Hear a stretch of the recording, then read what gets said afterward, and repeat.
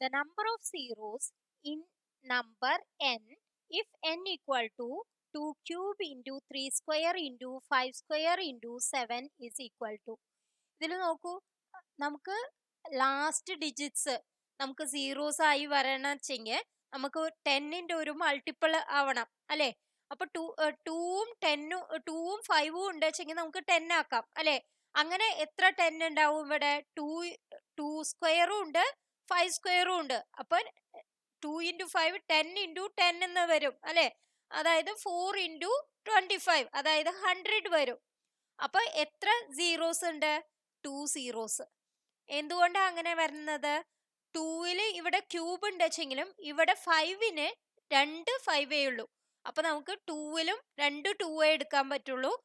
ഇനി 5 ക്യൂബ് ഇവിടെ ഉണ്ട് വെച്ചെങ്കിൽ നമുക്ക് 2 ക്യൂബും 5 ക്യൂബും കൂടി 3 സീറോസ് ഉണ്ടെന്ന് പറയായിരുന്നു. പക്ഷെ ഇതില് എന്താണ്? 2 ക്യൂബും 5 സ്ക്വയറും ഉള്ളൂ. അപ്പൊ നമുക്ക് രണ്ടൊന്നും 2 വീതം എടുക്കാൻ പറ്റുള്ളൂ. അപ്പൊ നമുക്ക് എത്ര സീറോസ് ഉണ്ടാവും? 2 സീറോസേ ഉണ്ടാവുള്ളൂ. Thank you.